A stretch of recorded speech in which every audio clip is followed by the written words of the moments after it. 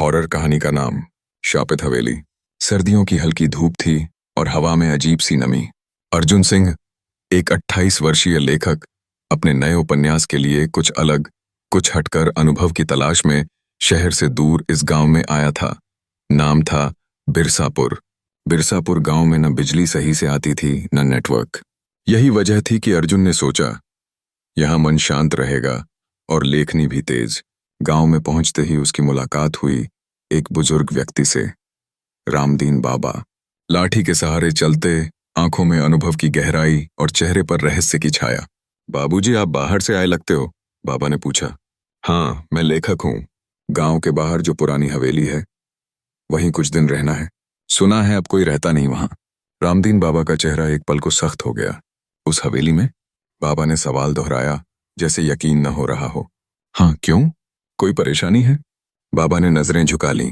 परेशानी नहीं, पर लोग कहते हैं वहां कुछ है जो दिखता नहीं पर होता जरूर है। अर्जुन मुस्कुरा दिया। मैं डरता नहीं बाबा, वैसे भी कहानियों के लिए थोड़ा डर तो जरूरी होता है। कोई नहीं, बाबा कुछ कहने ही वाले थे, लेकिन अर्जुन आगे बढ़ गया। हवेली गांव के बाहर एक टीले पर स्थित थी। विशाल पर अब जर्जर दीवारों पर बेलें चढ़ी थीं। लकड़ी के दरवाजे पुराने जमाने की कहानी कहते थे। जब अर्जुन ने दरवाजा खोला तो धूल का एक गुबार उसकी सांसों में समा गया। अंदर घना सन्नाटा था, पर एक अजीब सी ऊर्जा भी महसूस हो रही थी। काफी सही जगह है, सूनापन है, रहस्य है, एकदम उपन्यास जैसी, अर्जुन बड़बड़ाया। रात होने तक वो कमरे को थोड़ा साफ कर चुका था। टेबल पर लैपटॉप रखा और डायरी खोलकर कुछ लिखने बैठ गया। पहली रात। हवेली सच में डरावनी है, लेकिन मैं डरने नहीं आया। लेकिन जब घड़ी ने रात के 12 बजाए, हवेली की छत से कुछ गिरने की आवाज आई। ठप ठप। अर्जुन चौंका। शायद कोई चूहा होगा, उसने सोचा। लेकिन जब वह ऊपर गया तो वहां कुछ नहीं था, बस एक पुराना झूला धीरे धीरे हिल रहा था।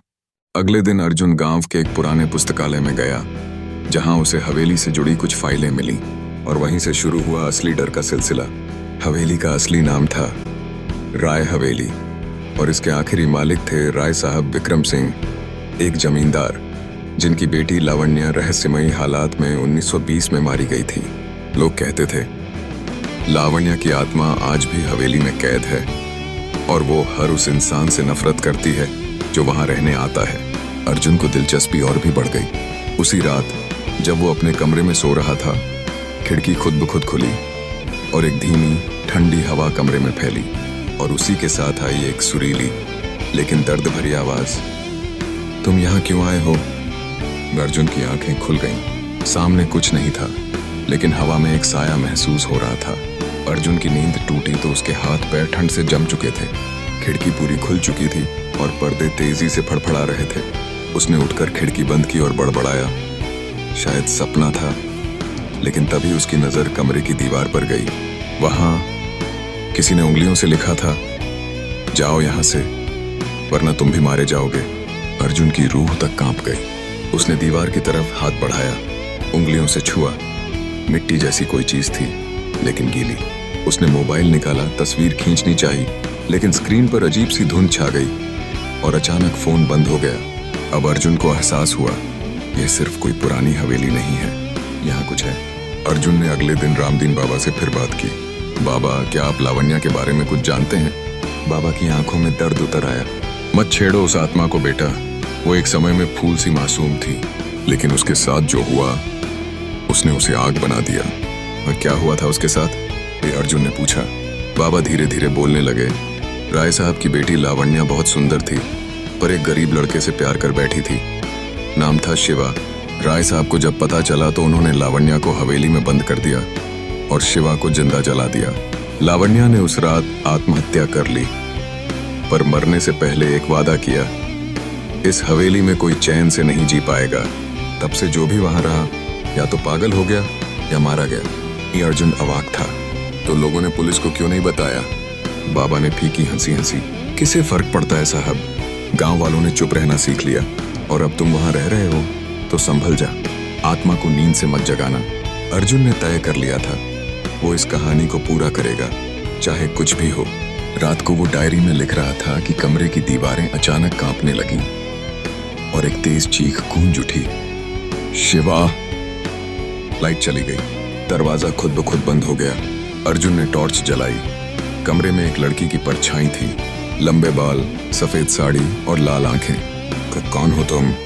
अर्जुन की आवाज कांप गई। लड़की ने जवाब नहीं दिया, बस धीरे धीरे उसकी ओर बढ़ने लगी। मैं यहाँ कहानी लिखने आया हूँ, तुम्हारा कुछ नहीं बिगाड़ूंगा। अर्जुन पीछे हटता गया। लड़की ने पहली बार मुंह खोला। तुम भी मुझसे झूठ बोलोगे जैसे बाकी सबने बोला। फिर वह हवा में उड़ गई और दीवार पर खून से लिखा हुआ संदेश उभरा। मेरे शिवा को इंसाफ चाहिए। अर्जुन अब सिर्फ डरा नहीं था, अब वह जिज्ञासु था। क्या वाकई लावण्या की आत्मा किसी अधूरे सच को उजागर करना चाहती है? क्या शिवा की मौत एक हादसा नहीं बल्कि साजिश थी? अर्जुन ने तय कर लिया, उसे हवेली का हर कोना खंगालना होगा।